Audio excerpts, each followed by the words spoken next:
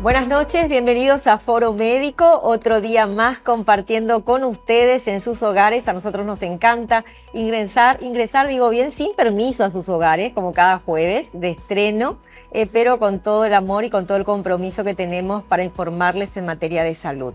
Esta noche vamos a hablar de un tema muy interesante y sobre todo yo sé que más de uno en casa, quizás que nos está viendo esta noche, va a decir, bueno, qué interesante porque yo tengo no sé si es un problema, no sé si llamarlo enfermedad, ya los profesionales me van a decir, pero vamos a hablar de las alergias. Vamos a hablar de alergias en general y sobre todo es como que me da la impresión de que ha aumentado mucho en estos últimos años por varias razones que también los profesionales nos van a explicar esta noche. Están con nosotros la doctora Mónica González, alergóloga infantil, y la doctora Marcela Alarcón, ella es gastroenteróloga pediátrica. ¿Sí? ¿Y por qué me dirán gastroenteróloga pediátrica de alergias? Vamos a hablar de alergias alimentarias también, que son muy frecuentes, muy comunes y también van en aumento. Así que ya la saludo. Muy buenas noches a ambas. Primero a la doctora Mónica González, que está acá a mi izquierda, a su derecha en su televisor, está con nosotros. ¿Qué tal, doctora? Muy buenas noches, Lilian. Muchas gracias por la invitación.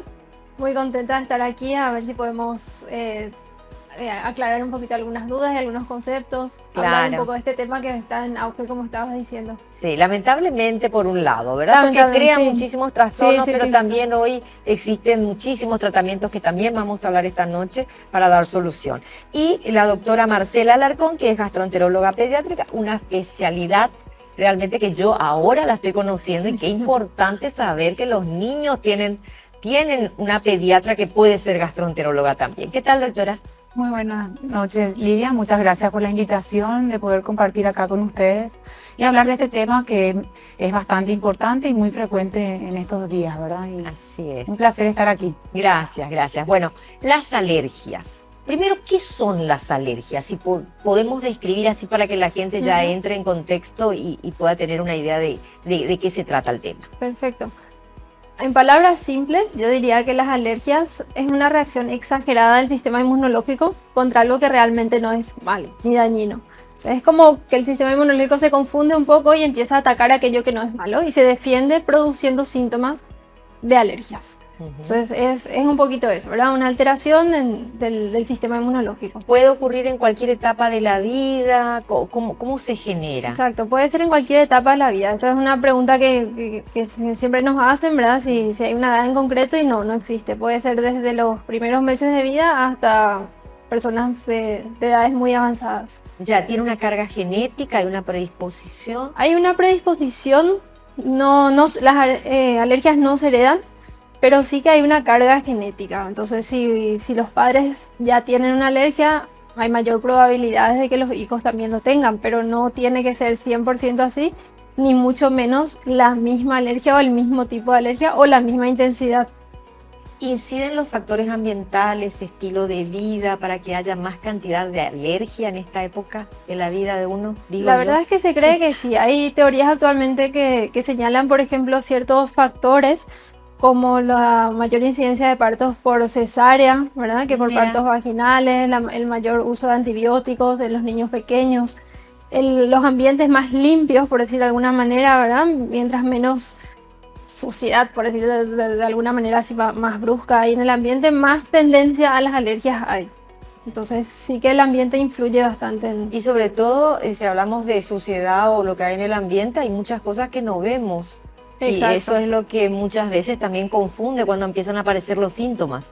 También, cosas que no vemos, como la contaminación, y cosas que sí vemos, ¿verdad? Por ejemplo, hace unos años había una tendencia que decía que los niños no tenían que estar en contacto, por ejemplo, con mascotas, gatos y perros cuando eran pequeños, pero ahora se vio que es todo lo contrario. Mientras antes les pongas en contacto con gatos, perros y les pongas en el suelo a gatear y a hacer un poquito más vida normal, sin tanta higiene, ¿verdad? Dentro de lo normal, digamos, ¿verdad? Mejor. Sí. Y el contacto con mascotas es con la vida al aire libre, la vida, vamos a decir, positivo. Hoy es positivo. Sí. Antes era visto como algo malo. Claro, y estas son tendencias que van cambiando, ¿verdad?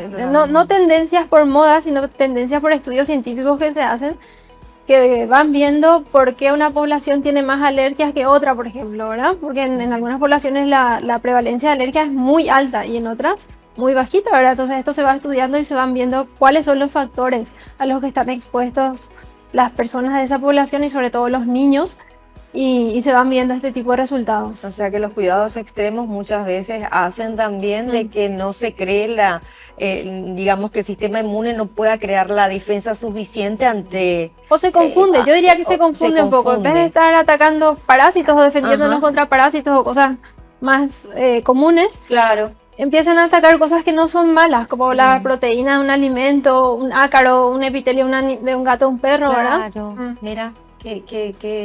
Cómo cambian, ¿no? Las cosas. Exacto. Y bueno, felizmente la ciencia también avanza. Bueno, vamos a hablar también con la doctora Marcela, que es gastroenteróloga pediatra. Sí. Contigo quiero enfocar exclusivamente, porque vamos a clasificar también las alergias, después vamos a entrar en eso, pero vos, ¿qué tipo de alergia es la que más tratás? Obviamente es la alimentaria. Sí, como gastroenteróloga me toca esa área, ese tipo de alergias, ¿verdad?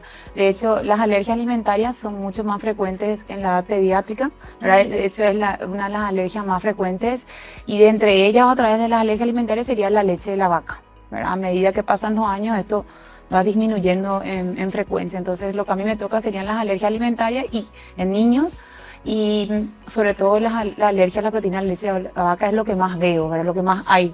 ¿Y a qué se atribuye eso, doctor? Bueno, un poquito como estuvo comentando Mónica, en las últimas décadas los cambios en el estilo de vida, ¿verdad? Antes había más partos vaginales, actualmente inclusive en nuestro país hay una alta tasa de cesárea. La lactancia materna también ¿disminuyó? Sí, disminuyó bastante. No tenemos una alta tasa de lactancia materna exclusiva, sobre todo los primeros meses de vida. El uso indiscriminado de antibióticos, sobre todo en edades tempranas. Partos prematuros, ¿verdad? Ahora tenemos una población de prematuros, más prematuros que antes, que sobreviven. Estos, claro que al ser prematuros requieren estar en cuidado, en una unidad de cuidado intensivo, donde reciben antibióticos, y bueno, todo esto altera lo que llamamos la microbiota intestinal, y esto predispone a la alteración en la microbiota en los primeros meses y años de vida. También predispone a padecer más alergia, ¿verdad? Alterar el sistema inmunológico. Ya, y la microbiota ha ganado mucho protagonismo también. Sí, hoy día. De hecho, hoy en día se habla que es un órgano. El segundo cerebro, le dicen. Sí, de hecho hay una conexión. Usted sabe, el sistema, hay un sistema cerebro-intestino que están conectados. Entonces, hoy en día se está estudiando muchísimo eso, y más adelante en las universidades vamos a hablar también de lo que es. Nosotros cuando vamos a la universidad hablamos de cardiología, neurología, gastroenterología, y la microbiota más adelante va a formar parte es un órgano muy importante que se está estudiando, y cada día hay más estudios al respecto, y lo relacionan sobre todo con las alteraciones en la misma y la aparición de las alergias, ¿verdad? En las primeras etapas de la vida y luego a lo largo de toda la vida, ¿verdad? Porque también las alergias van cambiando a lo largo de la vida. Como te digo, en la edad pediátrica las alergias alimentarias son más frecuentes que en la edad adulta, ¿verdad? Luego está lo que... Ahora, ¿una mamá alérgica necesariamente puede tener un hijo alérgico o no? No necesariamente, pero como dijo Mónica previamente, hay como una agregación familiar, o sea, hay más predisposición si un padre o ambos padres progenitores son alérgicos, pero no precisamente vaya a ser ese niño alérgico. Me refiero a la alimentaria. Si mamá tiene una alergia alimentaria y está transitando un embarazo, ¿hay posibilidades de que esa situación se pueda transmitir al niño? No de esa forma, no es genético, no es una transmisión. Ahí no. Pero al tener un progenitor o ambos progenitores alérgicos, este niño tiene tendencia a tener, pero no quiere decir que no sea. Sí, y tampoco va a ser el mismo tipo de alergia, ¿verdad? Tengo muchos niños que tienen alergia alimentaria, y la madre tiene, por ejemplo, rinitis alérgica, no tuvo una alergia alimentaria, ¿verdad? Pero por decir, o es asmática, ¿verdad? La madre, digo. Qué importante, y no siempre. Sí, importante lo que dijiste el parto, la importancia del parto vaginal y la lactancia materna, porque cómo contribuye a evitar ese tipo de situaciones. Claro, porque hay cambios en la microbiota de ese niño, ¿verdad? Cuando pasa a través del canal vaginal, Y también con la lactancia materna, ¿verdad? Sabemos que la lactancia materna tiene demasiados beneficios y bueno, eso en los años se perdió mucho, ¿verdad? Con la administración de la fórmula a edades muy tempranas, ¿verdad? Se sabe que lo ideal es que un bebé se alimente con lactancia materna exclusiva. Si se puede, no siempre se puede, durante los primeros 6 meses de vida, inclusive continuar después, pero ya con la alimentación complementaria. Así es. Me permiten, vamos a hacer la primera pausa de la noche y luego regresamos agradeciendo como siempre a Biotic Pharma Calidad e Innovación por apoyar este segmento. Corte muy breve y enseguida regresamos.